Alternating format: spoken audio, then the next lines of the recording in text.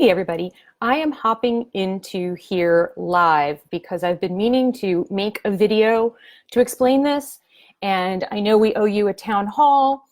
It's just been really crazy in life lately. So I figured, let me do it as a live stream, then it'll be a video and it'll be all good.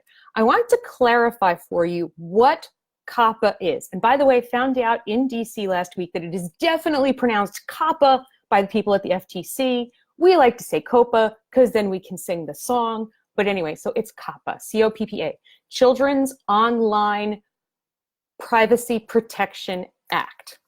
COPPA is a law that was written in 1998, revised in 2013, currently under review for revision, and is enforced by the Federal Trade Commission, which is a commission in the government, and the president appoints the commissioners who sit on the FTC, who are broadly involved with fair business practices, but COPPA is a law that falls under their purview, and they write it and they enforce it. So COPPA is about online privacy protection for children, children being defined as people under the age of 13. So it's actually 12 and under.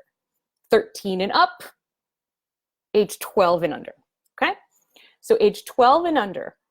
What COPPA is not about is the content of your videos. The content of your videos goes to YouTube's community guidelines, their monetization policies, and hopping on over back to the FTC under the FTC's disclosure guidelines, and also under something called CARU. I also heard that pronounced CARU while I was in DC, C-A-R-U, which is the Children's Advertising Review Unit. And so those are the things that care about your content. COPPA, which is what caused all of the crazy that we are about to experience in January, is just about online privacy for people ages 12 and under. So that is why things like comments are going away. It's not because of the content of the comments or the content of your video necessarily. It's about the age of the audience that you made the video for. And so because in order to participate in comments, YouTube needs to create persistent identifiers, which are in the revision of COPPA in 2013 were determined to be personal information that tracks people. And so you can't have persistent identifiers for people ages 12 and under.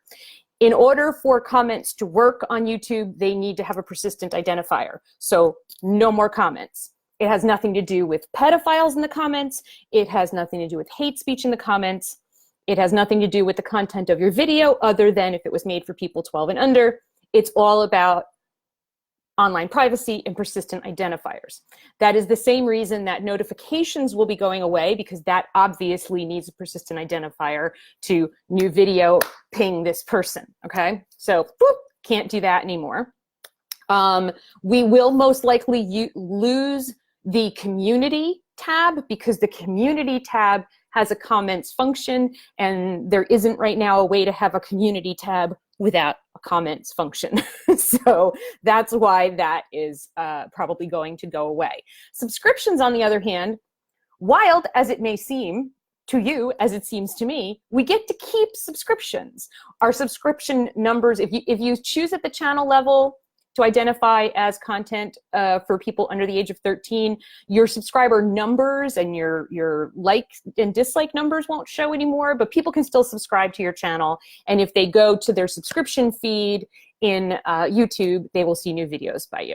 So that is what COPPA is. It's about online privacy protection. Has nothing to do with what your video is about.